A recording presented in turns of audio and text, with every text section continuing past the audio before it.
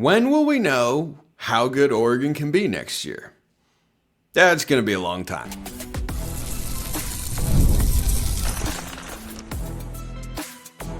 You are Locked On Ducks, your daily podcast on the Oregon Ducks. Part of the Locked On Podcast Network, your team every day.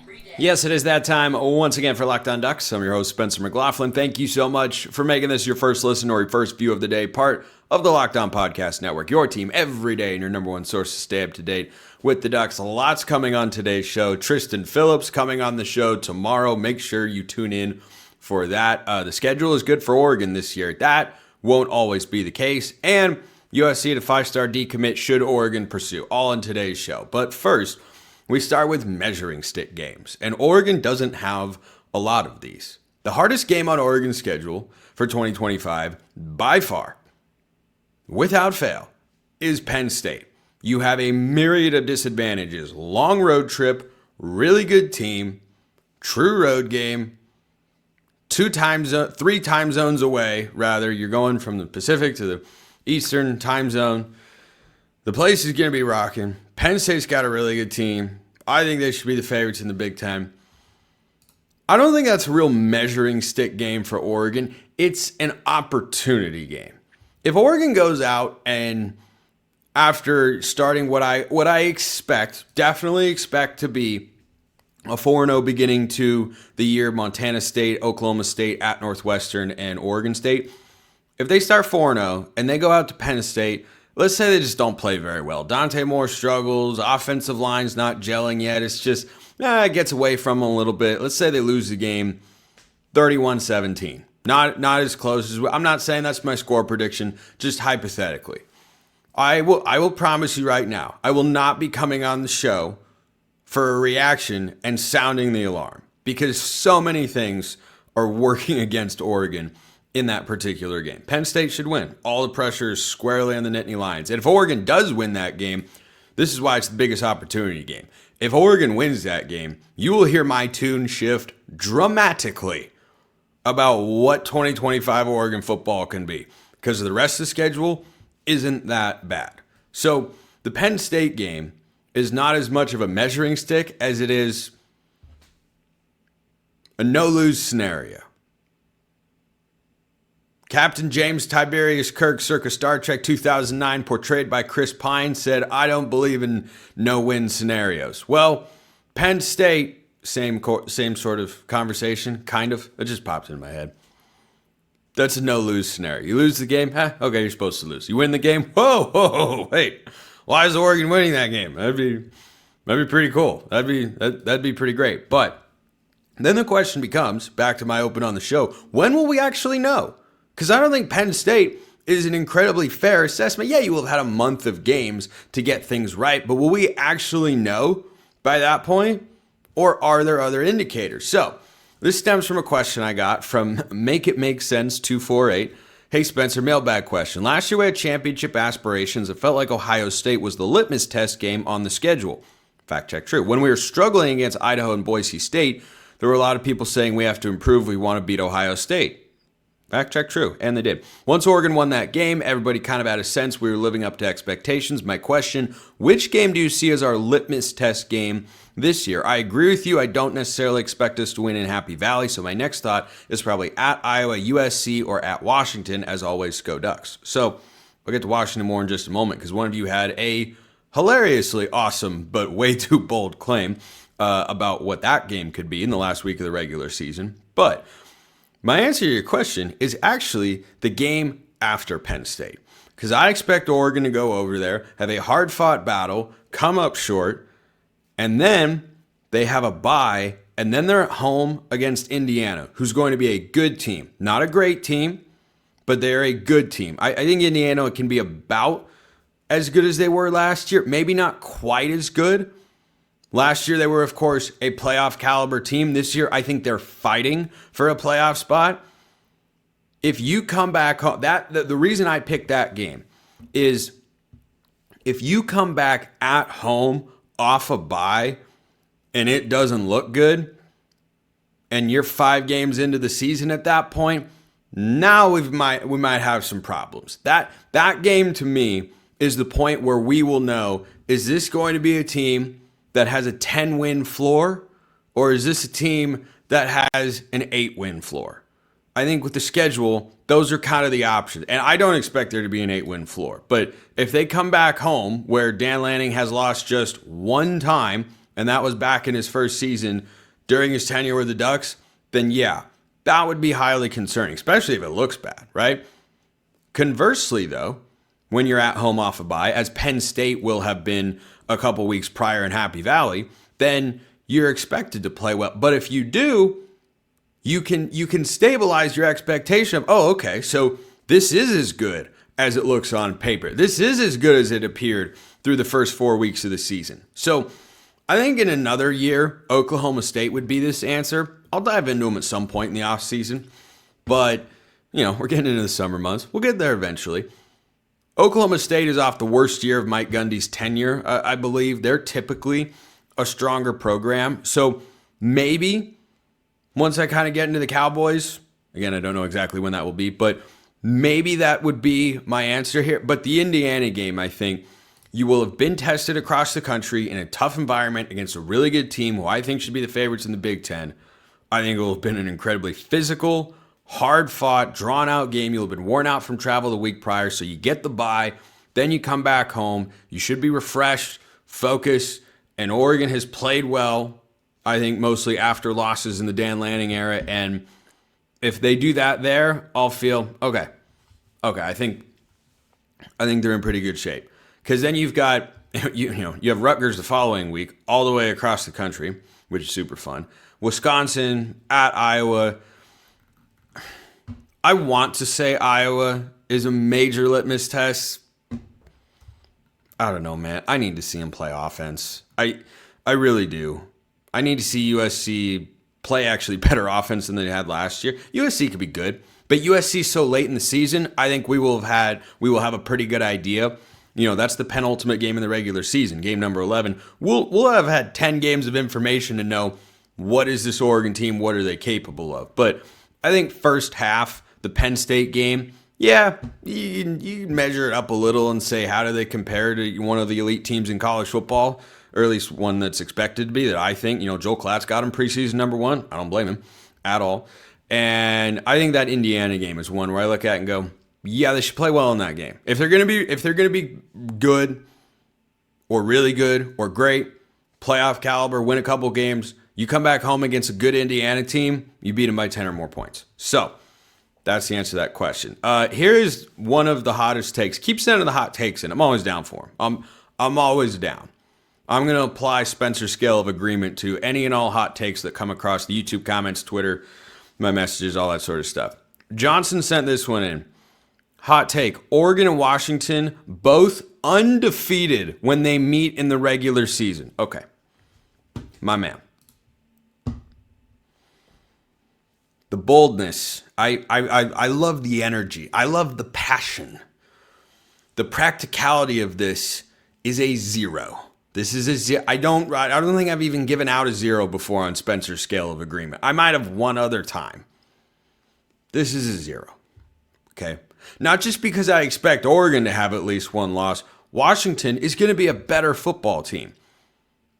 They will have played Michigan on the road and Ohio State at home by this point. Okay? Oregon and Washington combined are not winning at Michigan, Ohio State, at Penn State, and every single other game that they play. So no, as epic as it would be for a border war to be 11-0 versus 11-0, that's not going to happen. Keep the bold takes coming. Some I agree with more than others. That one is a full-fledged 0. Hard to do. I normally would stop at a 1. That one is a 0. So the schedule works out really well. Let me know your thoughts in the comments below as always. But the schedule works out really well for Oregon this year. I was made aware of the fact, and I knew this subconsciously, but now I know it consciously, it's not always going to be that way. First, this episode brought to you by Wayfair. The days are getting longer, the weather's warming up, people are spending more time outside, which means it's the perfect time to refresh your outdoor space. Whether you're working with a big backyard or a small balcony, Wayfair has everything you need to make you feel more like you. Wayfair's massive selection of outdoor essentials makes it easy to transform any space into your ideal summer setup. From comfy conversation sets to sleek dining tables and outdoor decor, they've got it all, and at prices that fit your budget. They've got a mix of styles. Wayfair makes it super easy to find pieces that match your vibe without spending a fortune. I am perusing their website right now. I just moved into a new apartment recently.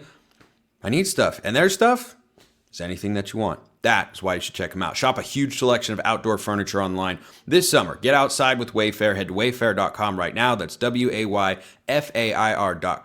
Wayfair, every style, every home.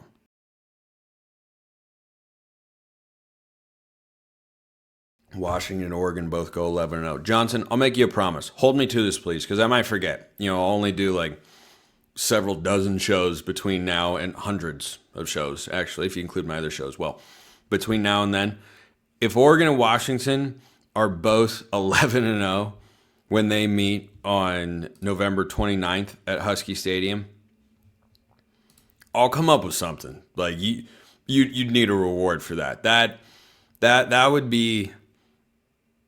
That'd be the most insane prediction I think I've ever gotten on the show if it came to fruition. It won't, so I'm not that worried about it. But hey, Johnson, my man, just remind me. So, something I was talking about recently was the Oregon schedule. And this year, and this past year, it's worked out in Oregon's favor. They had Michigan and Ohio State last year, but they had Michigan on the road. Michigan was a little down. They had Ohio State at home. I don't think they win that game if they're not at home.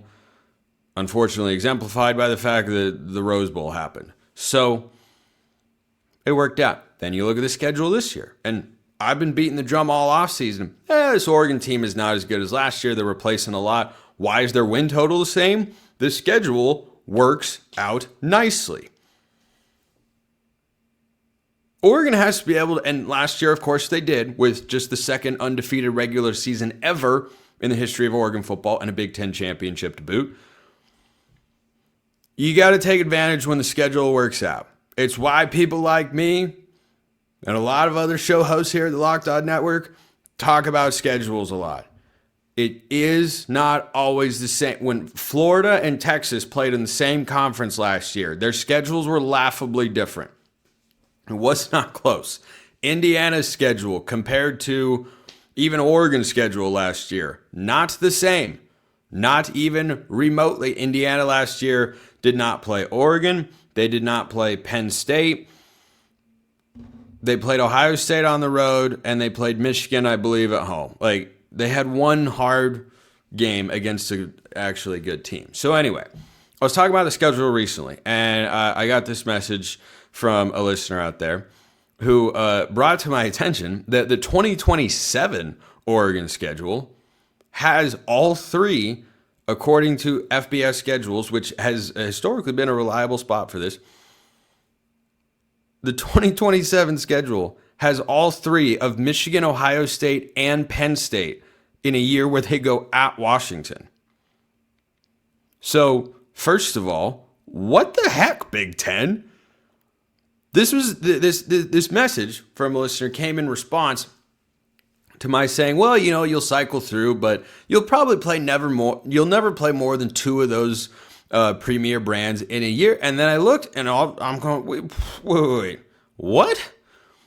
You're going to play Michigan and Ohio? Like, that's getting royally screwed. Who's Oregon's quarterback going to be in that game? Always a fun thought exercise.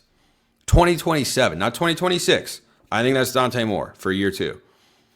2027. I don't think it'd be Novsad. Moga? Achilles Smith? Ryder Lions? I don't know. Let's probably not Ryder Lions. But anyway, that is major. that is a high level difficulty. That's the sort of schedule that will catch the attention of national hosts everywhere. And they'll go, wow, I like Oregon as a team. Dan Lanning's got a great program there in Eugene. But man, this schedule's just brutal. I don't know if they can make the playoff. If ever there was a year, I don't know if I'll get to this point. We'll have to see what Washington does. But if ever there was a year where I could go into a season saying, yeah, it wouldn't be that disappointing if Oregon doesn't make the playoff. And they're expanding the playoff, by the way, which stinks, but whatever. I never get what I want in college football. That's just a general rule. But if ever there were a year where I'd say, yeah, Oregon missed the playoff, what are you going to do? That might be the year. That depends on what Washington does. If Washington ascends to be a Big Ten championship contender by 2027, which they can be, will Jed Fish be their head coach at that time? Maybe not. Because if Billy Napier gets fired this year or next year at Florida, Jed Fish is top 3 candidates, and he might not be outside the top 2. So we'd have to see. But if you go into year playing a top 20 Washington team on the road in a rivalry game and a combination of Penn State, Ohio State, Michigan, man, I tell you what, that, I don't know what Oregon did to the Big Ten there, except come in and give them a West Coast team. Very rude. Very, very, very rude. So I thought I would note that, given my recent comment that, no, you won't play all 3. A couple of years away. Good news, we don't have to worry about it this year, but still. This came in from Dylan for the good old Spencer scale of agreement, which is catching on. The SSA, if you put it in the comments, I will put an agreement level on there. Half points are allowed. I don't think I've done, like a 0.8 or anything. I'll keep it to half and full number agreements. So, Dylan, aside from pure talent, Mariona, Sabrina, etc. By the way, Sabrina was back at Matthew Knight Arena. Awesome crowd. Awesome to see her there. That was great. 10 out of 10, 5 stars, no notes. Sabrina walked so Caitlin Clark could run. And more of how they represent Oregon with their commitment. Bryce Betcher is more deserving of a national championship than any Oregon athlete ever. Multi-sport, former walk-on, drafted, still came back to play another year, Oregon ties, etc. Mariota was the first Heisman winner ever. I love Bryce. I'm glad he's back. Huge role in the linebacker room. Easily, if I don't know that there'd be a leader on the defense more than Bryce Betcher. Guys played the last couple of years, was Oregon's leading tackler last year. I'd imagine, I don't know if Tosh Lupoy has said this in any of his post-spring comments, or post-spring practice comments, I should say. I don't believe there's a better candidate to have the earpiece that communicates the defensive signals than Bryce Betcher. I'd guess it's him. Maybe it's Devin Jackson. It's probably Bryce Betcher. I love him, but I'm at a 4 on this one. I love Bryce. I really do. He plays baseball. Did you know that? And you did know that because you brought it up, of course, Dylan. But no, I wouldn't say more deserving. I'd say he's one of the guys who it would mean. Like Justin Herbert winning the Rose Bowl was a little extra special because he's a Sheldon High School kid who grew up going to games at Otts. Like that is greatest meme ever. You just lost to the president of the Sheldon High School Fishing Club, and it's a 16-year-old Herbert with a trout or something in his hands that he just caught. It's great. But yeah, no, I wouldn't say more deserving than some of the greatest. Sabrina's got robbed of her championship by COVID. Like that team was winning it all. I have there are so few doubts in my mind. If Chris Boucher plays, Oregon has a better chance to beat North Carolina. That North Carolina team was really good.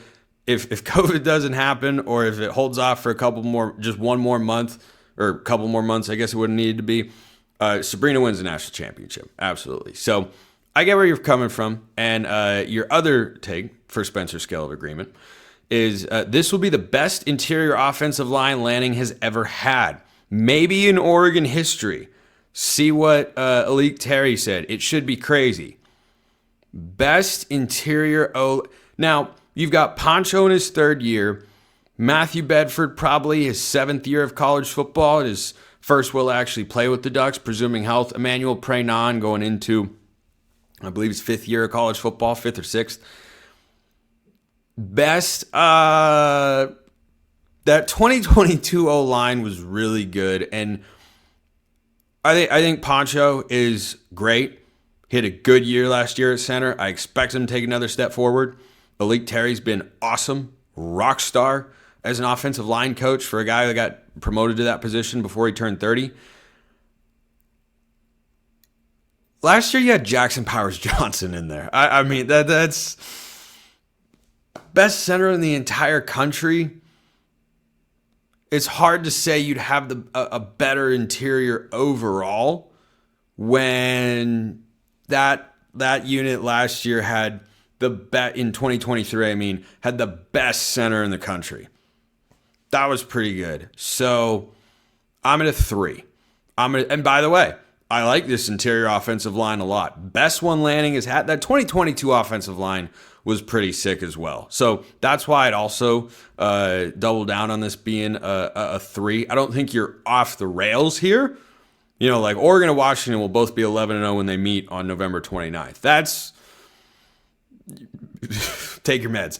But again, I respect it. I respect it. But that's a little...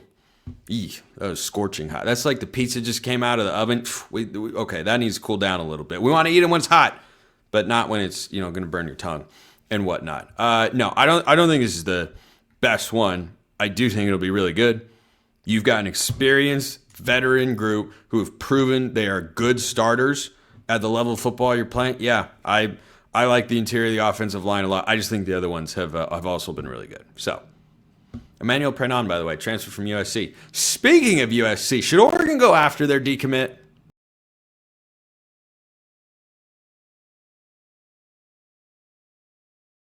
So big news on the recruiting trail for USC. Could it impact Oregon? I'd love if it would. Xavier Griffin is the number 2 linebacker in the class of 2026. 5-star, 6'3", 200 pounds, incredibly rangy. Sideline to sideline player. Can come off the edge as well as a blitzer and is really, really good. Like, his tape is very impressive. It's not hard to see why he's one of the most highly coveted recruits in the entire country. I bring this up on today's show for 2 reasons. Number 1, should Oregon go after Xavier Griffin? Yes. Yes, absolutely. There is no downside to trying to make this happen. Do I expect that to happen? No, because he's already locked in visits to Ohio State, Alabama, Texas, and Florida State. There's a crystal ball in for Georgia. We'll see where he winds up. Oregon getting into the fold. Look, I think they can out-recruit any of those places. I know because I've seen them do it before over the years. However, does not appear like Oregon is going to be one of those teams that gets into the fold, though it would be great. He's different than Justin Flo. I'm just throwing. You talk about 5-star linebackers at Oregon. Yeah, we should bring up Noah Sewell because he had a great career with the Ducks before Justin Flo. But Flo still has one of the craziest high school film tapes I have ever seen for any position. But certainly a linebacker, number one film guy. And Griffin is not quite as crazy there. But for those Oregon fans out there that have followed this USC offseason, because it does impact Oregon, make no mistake about it, their ability to recruit Southern California the way they've always been capable of but haven't, will result in Oregon not getting a couple of kids a cycle they might otherwise be able to add to the recruiting class. It doesn't mean they're going to be shut out of Southern California. They got Richard Wesley, talked about him earlier this week on the show, 5-star edge from Sierra Canyon down in the Southern California area. So Oregon is not forbidden, incapable, unable, never going to pull a kid out of Southern California again. But I know that there are plenty of Oregon fans out there who have followed the USC offseason, who still have, even with Griffin's decommitment, the number 1 class in the country. Part of that is they have 27 recruits. Oregon's class, by the way, is at number 16 nationally.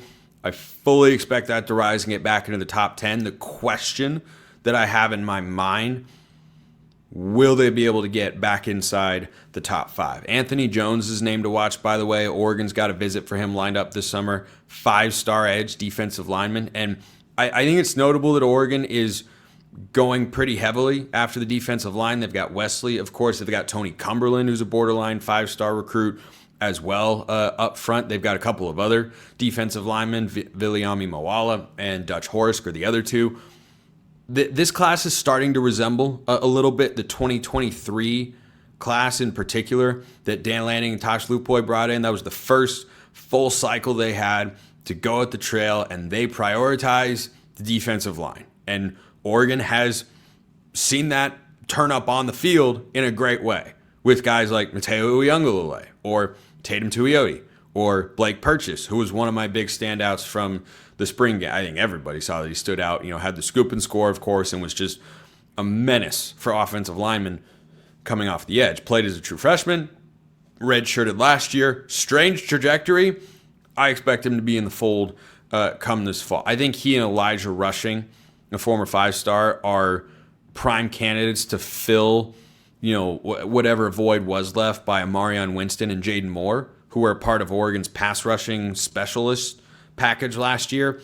I think those guys are going to take those snaps, and maybe they'll rotate in more, and Mateo won't have to play all the time at defensive end or edge, or that jack linebacker position, I think, as they call it. So anyway, bringing this back to Griffin, I'd love for Oregon to get in the mix.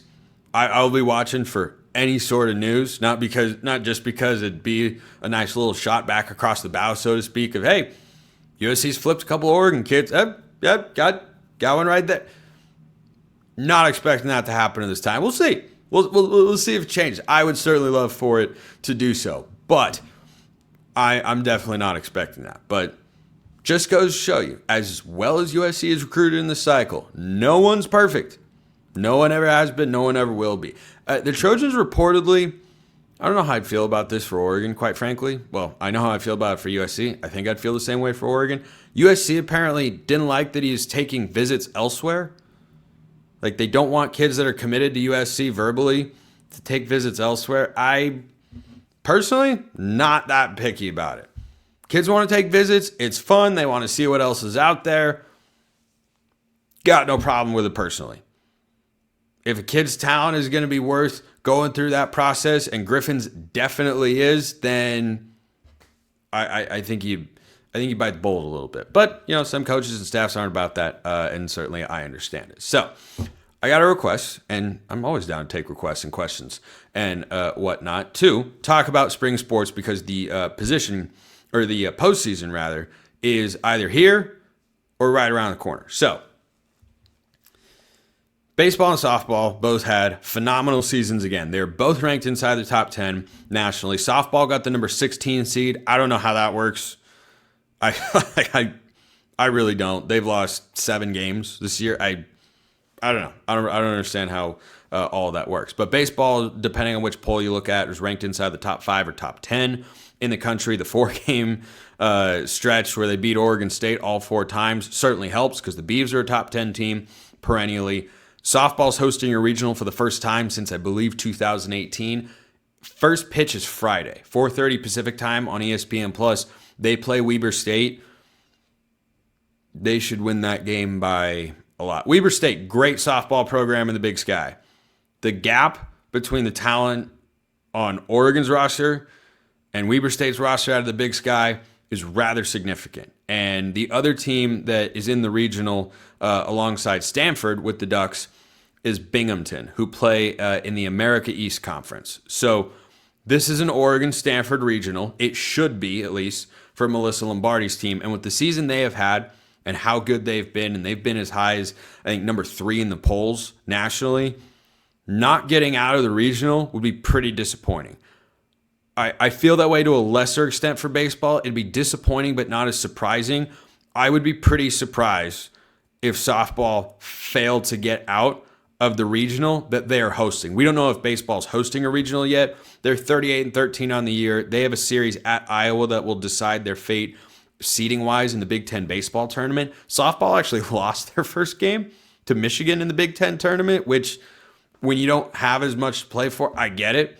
I guess that loss punished them a lot in the rankings. Still, though, they're hosting a regional, which is what they certainly deserve. But yeah, these are programs that were both in super regionals last year. Oregon was one of, I think, just 2 or 3 programs in the country. Arkansas, I think, was another one, that maybe Oklahoma State, that had both baseball and softball in the super regionals. And these are both College World Series caliber teams. No question about it. The Oregon baseball pitching staff has been rounding into form. Softball's just been dominant from the jump. Like, they have been so good all season. Baseball was good, not great for the first 2/3. Last couple of weeks, they've been playing their best baseball. So they go to Iowa City to play the Hawkeyes, and in order to get the number 1 seed, they'd have to sweep and then get 1 loss from UCLA. But the Big Ten tournament, kind of like the Big Ten football championship game. Hey, it's fun, good to win, hang a banner, all that stuff. Not really the priority. Like, cool, would be fun to win, and they, got to get to hang a banner of sorts with the Big Ten regular season championship, the softball hunk, but both of these teams, I crisscross baseball and softball, but you get the point I'm making here. Like, these are both teams that can get to the World Series. Baseball, back-to-back super regionals, would love to see them take the next step. Softball, super regional last year. This team is really good enough to take the next step. The good news, and on this optimistic note, is that when we as the Oregon community get our hopes up because of solid information gathering about an Oregon team in the postseason, they've never let us down before. Yeah. So let's hope this is different. Appreciate everyone listening. I'll see you next time. Till then, hope you have a wonderful rest of your day, and go Ducks.